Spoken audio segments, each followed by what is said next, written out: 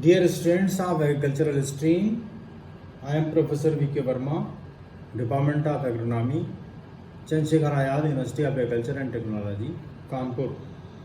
Today I am going to explain you on the topic organic farming, definition and concept, a tool for sustainable agriculture. During previous lecture, I elaborated historical perspective of organic farming, some myth and truth about organic farming in relation with Indian agriculture. In this lecture, I discussed about meaning and definition of organic farming, pillars of organic farming, etc. Definition of organic farming. Earlier, Lampkin mentioned that organic agriculture is a production system which avoids or largely excludes the use of synthetic compounded fertilizers, pesticides, growth regulators, and livestock feed additives. It relies on crop rotation, crop residue, animal manure, legumes, green manure, etc. Next is given by IFOM in 2008. Organic farming is a production system that sustains the soil, health, ecosystem, and people. It relies on ecological processes, biodiversity, and cycles adapted to local conditions rather than input use with adverse effect. Organic farming combines traditions, innovations, and science to benefit the shared environment and promote fair relationship and a good quality of life for all involved. But the most recognized definition is as below. The term organic is best thought of as referring not to the type of input used, but to the concept of the farm as an organism in which all components of the soil minerals, organic matter, microorganisms, insects, plants, animals, and humans interact to create coherent, self-regulating, and stable whole. Reliance on external inputs, whether chemical or organic, is reduced as far as possible. Organic farming is holistic production system. Principles of organic farming. To maintain the long-term fertility of soil is the basic principle of organic farming. To avoid all forms of pollution that may result from agricultural techniques. To produce foodstuff of high quality, nutritional quality and sufficient quantity. To reduce the use of fossil energy in agricultural practice to a minimum. To give livestock condition of life that conform to their physiological need. To make it possible for agricultural producer to earn a living through their work and develop their work and their potentialities as human beings. Pillars of organic farming. There are 4 pillars, that is organic standard, technological package, certification process and regulatory mechanism, and market network. These 4 pillars are necessary to perform organic farming in a field. Organic farming in India. Background: the Indian agriculture is the traditionally organic and farmers were following organic cultivation till the middle of the century. Organic farming appears to be one of the options of sustainability. Starting of organic agriculture in India in 1900 by Sir Albert Howard, a British agronomist in northern India.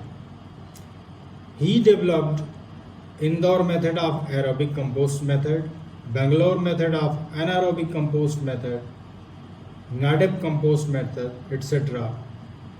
And these initiated organic agriculture in India. As regard of availability, the major organic nutritional input in India, the estimate of National Center of Organic Farming, Ghaziabad, is as follows. The whole crop residues are available, estimated as 3.865 metric ton. Animal dung available 3.854 metric ton. Green manure 0.223 metric ton. Biofertilizer available 0.37 metric ton. Government policy on promoting organic farming. The policy of Ministry of Agriculture seeks to promote technically sound, economically viable, environmentally non-degrading and socially acceptable use of natural resources in favor of organic agriculture. Government decided area approach and crop identification to perform organic farming in India. As far as potential areas are concerned, 3 priority zones have been identified. In category 1, rain-fed area where fertilizers and agrochemicals consumption is already very low. Rain-fed farming with irrigation projects comes under category 2. Area of moderate to heavy use of fertilizer and pesticides, mostly multiple crop area, comes under category 3. So category 1 is very useful to adopt organic farming in India. National Project on Organic Farming.